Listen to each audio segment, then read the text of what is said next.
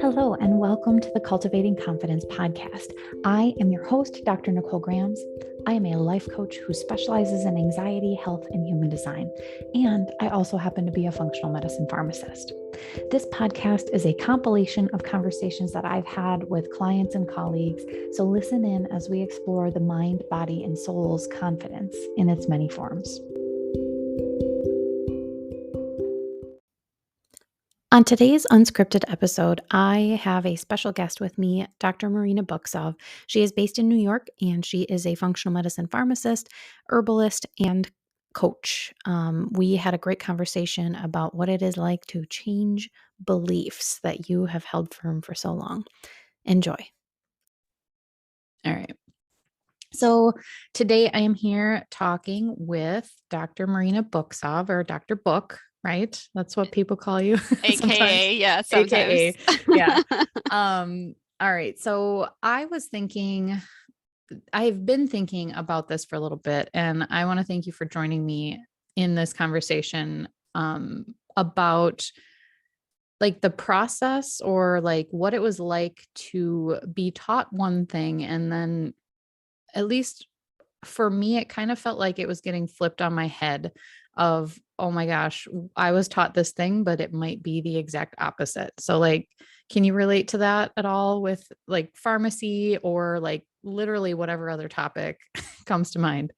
Yeah, I mean, honestly, my whole life feels like it's a bit of unlearning and relearning and changing in many respects and on many different levels, and shedding different layers to get to the next one. And so lately I've just been uncovering that my whole entire life just has this whole process going on, and it's not just my career, and changing from pharmacy to herbalism and functional medicine, and the belief systems and indoctrination in the scientific and healthcare community, but also just like, how my parents raised me and what values I learned from them, and questioning if those were some values that I want to continue holding on to, or if I should just reestablish new values that make more sense.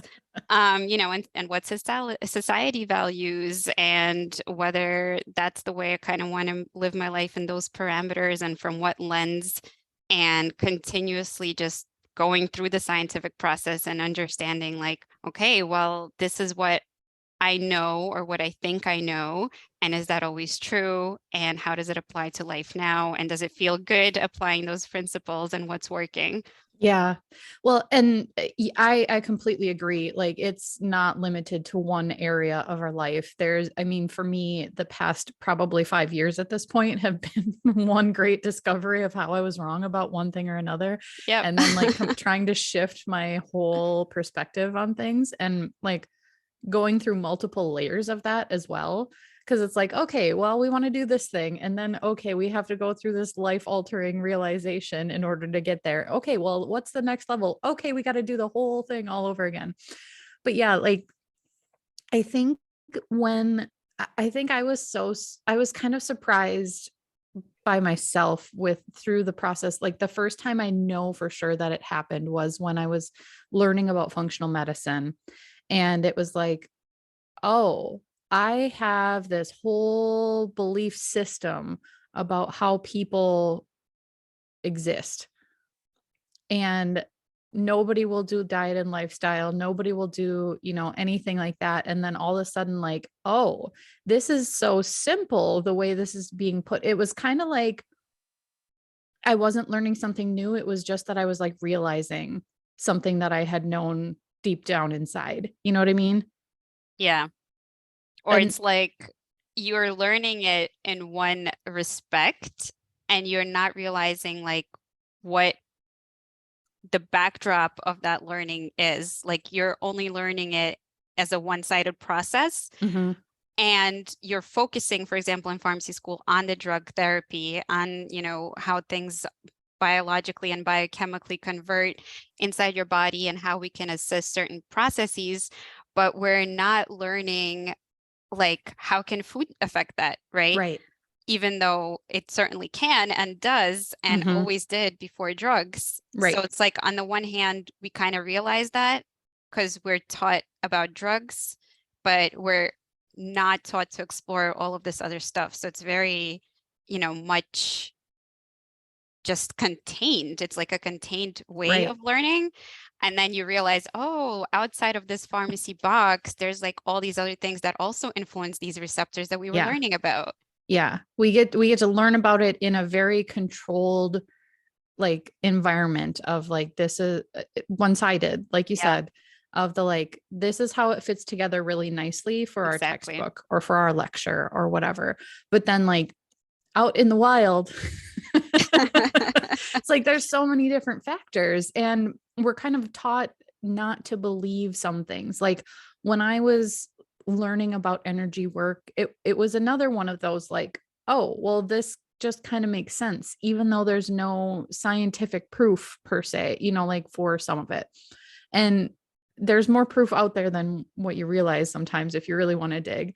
But anyway, yeah, like I don't know really where I was going with that, but it's just like I feel like I'm learning I feel like I'm recognizing something more than learning it. Yes. And I think since we are talking about beliefs, I think it Mhm. would be helpful to define what that even is. Yeah. So, like, what's a belief and why is it important? It's a thought that you think over and over and over again. And that's it. Like that's my Yes. definition of a belief. For me, I think it's like, what has the authority in your life? Mhm. Like, whose belief do you incorporate to be your governing and ruling principle and authority? Yeah. Right? And is that really your belief? And have you tested that belief with a Right. scientific method? Because it's kind of like something that we take for granted as like this is a fact, right? So a belief for one person is a fact for that person, Mhm. 'cause, right? It's a It's a principle that they live default, to. Yeah. the default thought. Yeah. So it's like from that belief, everything else stems, and Mhm. how you think about everything is shaped on just a few core beliefs or principles or values. And that's just it, is that you can choose to buy into that belief, to Yeah. continue having that belief, and to continue supporting it, or you can choose to actually practice the scientific method, right? Which Right. is important to scientists and pharmacists and Yeah. healthcare professionals, and actually understand, okay, what is actually a fact? What is actually a belief? Yeah. And do we want to choose to continue to buy into that belief, or do we have enough facts to allow us to change our belief? Right. Well, and I think what took me off guard through the process was I didn't realize that these were beliefs that I had. I thought they were just facts of the world. Right. And that, like, again, rinse and repeat with so many different topics. Yep. Like, the farther I get into most things, the more I realize, oh, there are different perspectives on literally everything. And I don't know what I'm talking about anymore. Like, there's the J curve. Is it? Yeah, Yes. I think it's the The J curve bell. of the like the overconfidence. And then, like, oh my gosh, I don't know anything, even though I know more than I did before. And then you finally start to like settle into what you think you know. And then you go through the whole process again. Right. But yeah, like as people and myself included, as we kind of go through this process of like being confronted with something that doesn't align with what our belief is, it's sort of like this discomfort and finally a realization of the subconscious belief that we have, because it's not like we go around, oh, I believe this, like every time we see something, every time we turn. It's something that is just a default thinking in our brain, and that's what we call our subconscious, of the like we're making decisions based on things that we're not consciously thinking of, but it's just like there's so many different layers to it. Yeah, so it's become like an automation.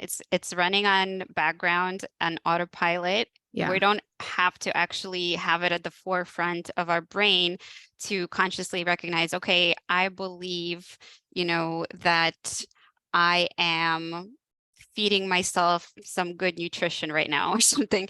I don't know. So we don't have to actually voice it to have that belief. So Hmm. it does take awareness to uncover what that belief even is. Like, Hmm. what beliefs are you operating under? What are your core beliefs that are running in the background as your programs and having you act a certain way. Because if you think about it, your actions are driven mostly by your subconscious beliefs.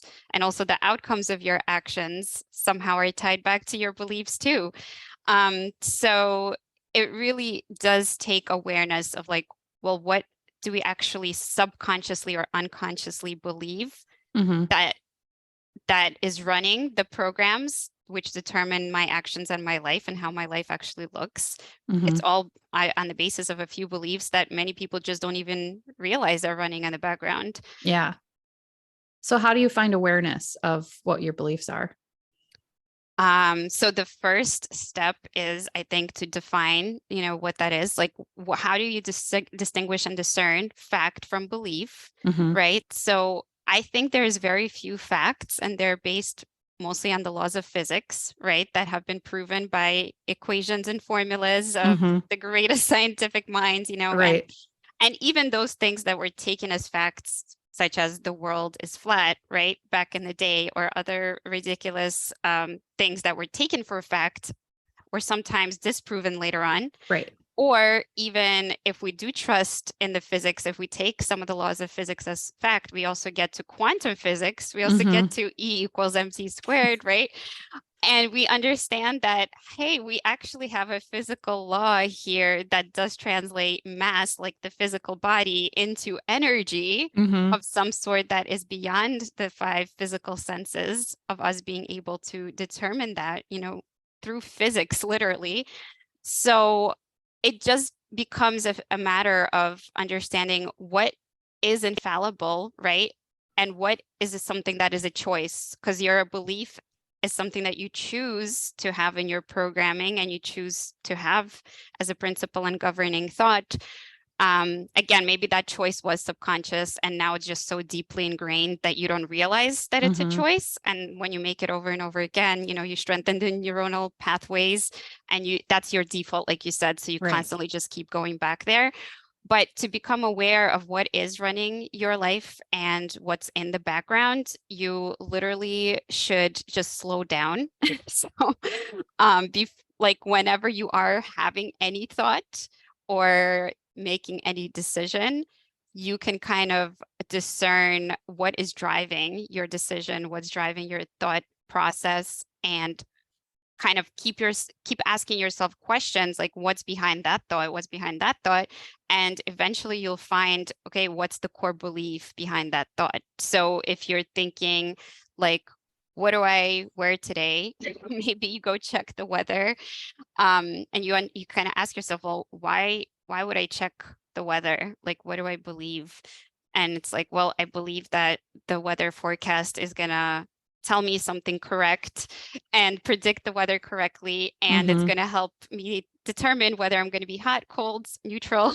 And I like to be very comfortable. And I know myself and I don't want to sweat and I don't want to do this. So I'm going to go into my closet. I'm going to prepare for my day. And one of the things that helps me feel good is preparing a good outfit that's weather appropriate. And so, what is my core belief there? My core belief could be that I like to be prepared. I like to, I know that I get sensitive to like temperature. So again, it's, I guess, for me, that belief comes down to like, I want to be prepared and keep myself comfortable so that, and from that comfortable space, I'm going to have a better, more productive, more efficient day.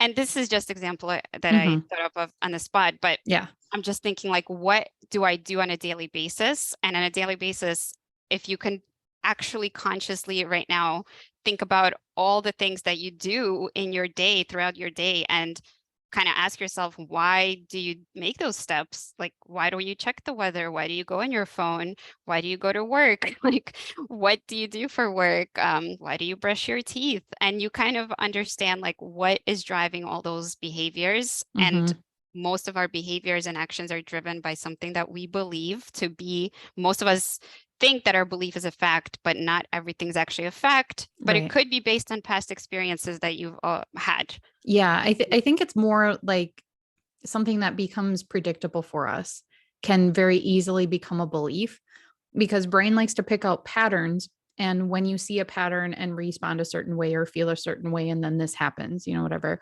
that's where I think we can get into a lot of existential things from this. But like, you start to respond in the same way, or you start to pick up a pattern again subconsciously, and then that sort of becomes a belief. And a lot of this is ingrained in our heads before we even know what conscious thought is. I think there's a lot of evidence out there that, most of the core beliefs that we have are kind of cemented in your brain by the time you're 7 years old. So if you look at like how you're raised and, how people treated you and all this stuff, like that's, or like how you feel about your own worth is kind of somewhat cemented in your brain. And I say cemented lightly because it's changeable as long as you bring awareness to it. But like, it's kind of in there already as you grow up and as you make decisions. I mean, because you can look at, what do I want to do with my life? Right? That's a question that all of us get asked as kids and as teenagers and as young adults. And I'm still asking that of myself. What do we want to do? But like, you make decisions based off of beliefs that you have. And if you're not willing to look at those beliefs and challenge them, like to grow or expand in a way that feels good to you, like that's, I don't know. You know what I'm saying? Yeah. Yeah. So decisions are something that your life depends on, right? And is the driver of your life. So you think that the driver of how your life turns out is the decision that you're making, but you don't realize that the decision you're making is actually driven by a subconscious program that is running on default mode in the background. So unless you examine what that program and that belief is, you'll continue most likely making the same type of decisions to give you the same type of results that you've been having. And you may not necessarily resonate at this point in your life with the default program that you had from 7 years old. Yeah. And I think that sometimes there's this like internal conflict that you start to feel. Like when I have examined my beliefs, it's because I feel wildly uncomfortable about something. Yep. Or like, so many people have beliefs around money, and like, there's lots of different ways to look at money versus just, numbers on a spreadsheet or whatever. There's the energetic exchange, and there's like all this stuff, but we grow up with these beliefs. And until we, if you start your own business and try to be an entrepreneur, I think that's like one of the best ways that I have discovered in my lifetime to examine the beliefs that we have, because like I had to get through a lot of like, oh my gosh, I'm going to be selling my time for money. This is crazy. Like, what am I'm not worth this. Like I went into pharmacy so people can come ask me questions for free. Like, I mean, but that was just my perception of what it meant to be a pharmacist is, the company will pay me and I will show people, or I will explain things to them, or they'll come up and ask me questions and I'll look them up and call them back, or, whatever it is. But I don't have to have that exchange in that moment with that person. And then switching your belief system into something else is crazy uncomfortable. Yeah. I think it's either, you can grow from like a positive place, but you often grow much faster out of necessity from being in a negative place and being either in pain or discomfort. Yeah. Right? And I also have noticed that either way, right, you have to always weigh, like, if you stay where you are and continue operating the same way that you always have been, there's a risk of discomfort, because if you're already contemplating doing something different, some core level part of you is wanting change. It's wanting for things to be different, which is why you're wondering, what should the next decision be? What should the next move be? Because on some level you do want to change from where you are, which means on some level you're already experiencing discomfort where you are right now. But because it's the devil that right? So it's the discomfort that you've grown accustomed to. You kind of know how to field and navigate this discomfort. So what scares you more is the risk of going somewhere else and that can potentially be even more uncomfortable or Yeah. painful. Yeah. So that's really the scary thing. And what do you choose? Do you choose the discomfort that you know, the devil that you know, or Hmm. do you choose to potentially risk it being worse, but also risk it being better? Yeah. So recently I've kind of discovered for myself, it's like playing it safe, right? Most of us just like kind of want to Yeah. play it safe. But that risk of playing safe also comes with a risk, because even though you don't get to fail, you also don't get to win. Hmm. So You're protecting yourself you're from the negative of the and the fail, but positive. like, yeah. Yeah. And yeah, preventing yourself from experiencing the positive. Yeah. I think, there was a sentence that came up with something that you just said, but like the thing that I kept thinking was, I don't know why I can't make this change. Like that's a really good time to examine the beliefs that you have underneath something. And like, do you believe that you can make this change? And like, in what ways do you believe that versus like, what ways do you not believe it? Do you have all this evidence that, you failed so many times in the past? So why would this be any different? Right. Yes, that is a game I like to play with my brain a lot too, or maybe my brain likes to play with me. So, and something you said earlier about like the worthiness, I think that's such a big existential theme too, Hmm. that we sooner or later, a lot of us, what I've picked up on is the pattern of either unworthiness or um, the other one that always comes through is, hold on, I can't think of it right now. Um, I don't deserve something, maybe. I mean, it's No. kind of similar. Yeah. So, Yeah. Okay. so either That's what was came up. unworthiness or I can't think of it. I'll tell you if it comes up.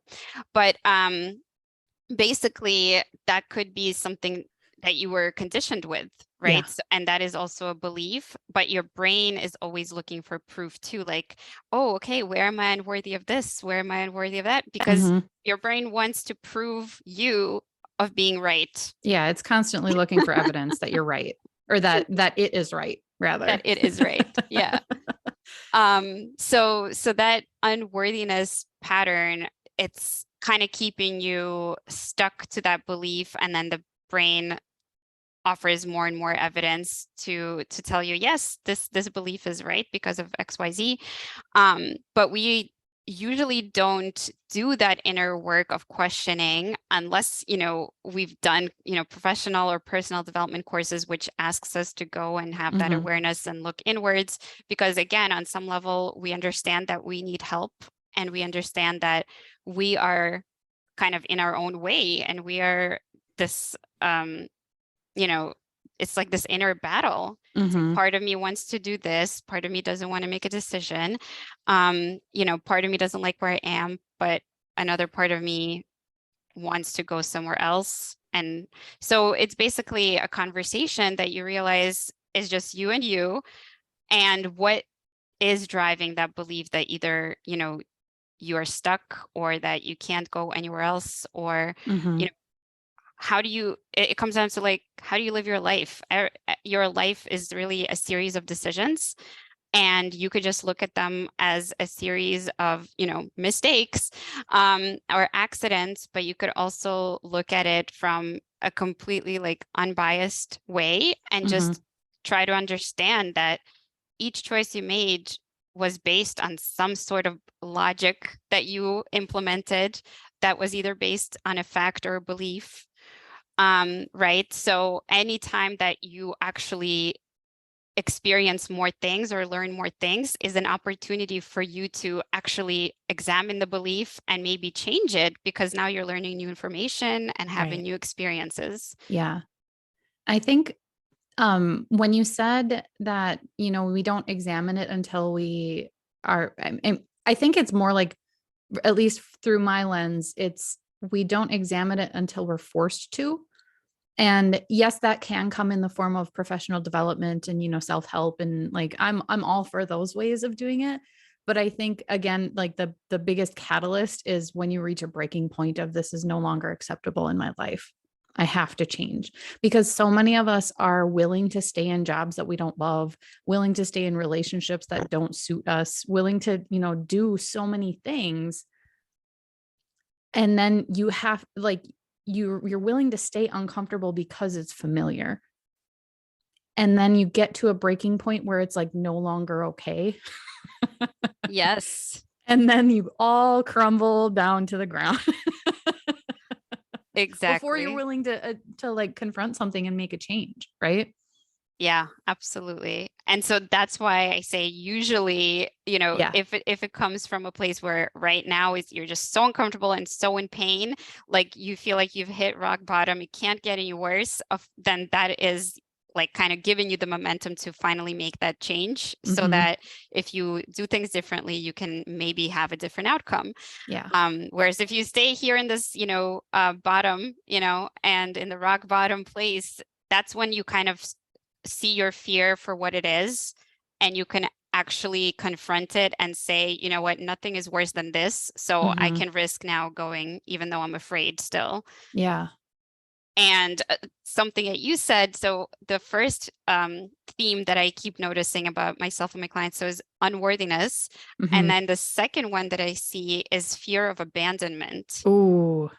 right? And so those are the two like big themes that I keep on coming, that keep coming up in my own life and like what I see with clients. And they're kind of related, but basically when you spoke about relationships, this Mm-hmm. is a lot of where that fear of abandonment comes to mind. And our first relationship, is usually between us and the parent or a caregiver. Then we start going into like romantic or partnerships Mm-hmm. and friendships. And so these are the relationships that mirror back to us, like how we want people to treat us and how we treat other people. And this is where we can tolerate and accept Yeah. also like mistreatment, right? And, Mm-hmm. and pay the price of that because we don't want to be abandoned. We don't want to be alone. So where is our breaking point in relationships? Where do we say enough is enough? I love myself enough to know that this is not a healthy relationship for me. Yeah. And I would rather be alone and give myself, the love and the care than tolerate any more because this is no longer acceptable for me. This is my Yeah. rock bottom. And that's really hard to do.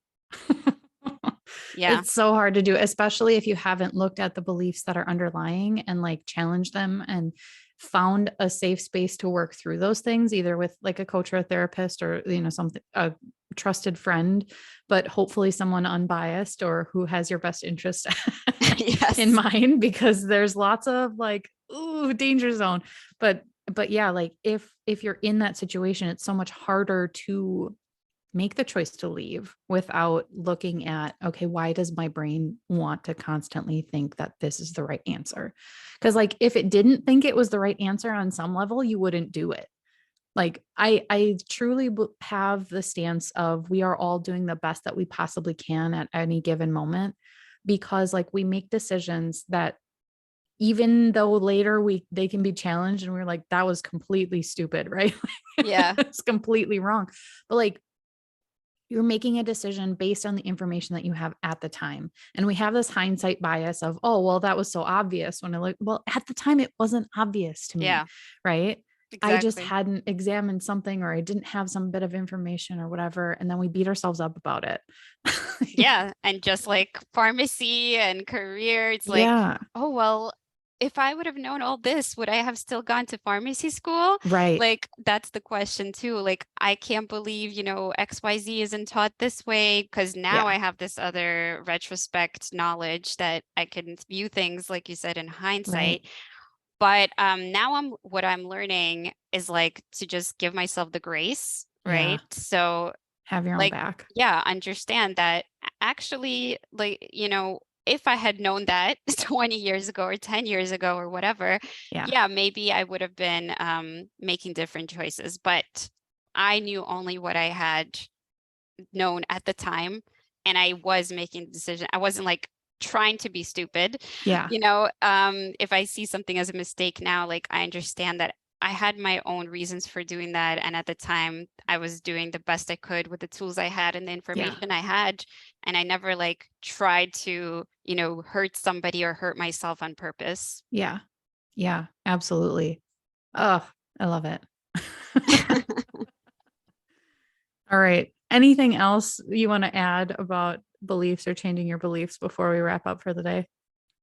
I just think this is one of the most important topics and questions you can ask yourself is what drives me, right? And Mhm. as we just discussed, it's most of the time these beliefs that you either pick up from society, family, whatever is trendy at the time, even your professors in school, Mhm. you know, all of these things shape your beliefs, but you don't have to continue on if you start to realize that these are flawed beliefs. Mhm. You have the power and control to start to question, analyze them, and kind of redecorate your interior Yeah, with you new have beliefs.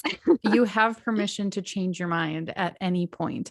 And like, yeah, just look at that brings up so many different things. We're going to talk for another hour. But yeah, like you have permission to change your mind and nobody else has to give you that.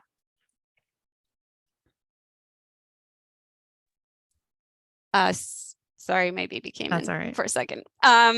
Yeah, I agree. So it starts really with that awareness that we Mhm. spoke about. So once you become aware of what is the belief, what's the Mhm. core few beliefs, and sometimes you can really wind it down to like a few that are driving your whole life. Yeah. And then understand, okay, are you still on board with those, or do we want to make, and this has to be conscious. So we have to Yes. actually make a conscious effort Yep. to start to change those beliefs and start to gather more evidence to drive those beliefs home. And Yep. once we have practiced enough times, it may start running in the background. But I don't encourage you to just download a new belief set and go from there. I just encourage Right. you to continue to be aware and continue to analyze and Yeah. check your beliefs. Yep, because your brain will require nudge after nudge after nudge after nudge. Like it will keep trying to go down that path of the old belief. And Yes. that's where it can get super frustrating because you have to like stay constantly vigilant about like where your thoughts are going. And it can feel exhausting at first to like, oh my gosh, I already know like logically this doesn't make sense. Why do I keep trying to go? And like the more you do that, the more default this new path becomes, and your new belief then kind of takes shape, and you'll be able to make decisions by default off of that one instead. So it's worth the work, it's worth the effort. But yeah. All right. Yeah. And I'd say, like, if it feels good for you and if you recognize that a certain belief feels good, then just go with it. Like, whatever Yeah. feels good should be the primary belief. And if it doesn't feel so good, then maybe look for a belief that you can feel better about. Yeah. There's lots of steps in between where you are and where you want to be a lot of the time. So like take thoughts that are in between. Yeah, Take since it a you're step at a time you're the and let master. yourself. Yeah, you're the master of your destiny. So Yeah. you get to choose the belief that works for you. Yes, absolutely. All right. This was awesome. Thank you so much for joining me today. Thank you. Thank you so much. Thank you for taking the time to listen in today. Many of you will be able to take the ideas that you've heard and apply them in your daily life, and that's really all you need. That's amazing. But for those of you who could use a little one-on-one help with how to make these things actually work for you in your real life, please reach out. The link to schedule a consult with me is in the show notes. You don't have to do this alone. See you soon.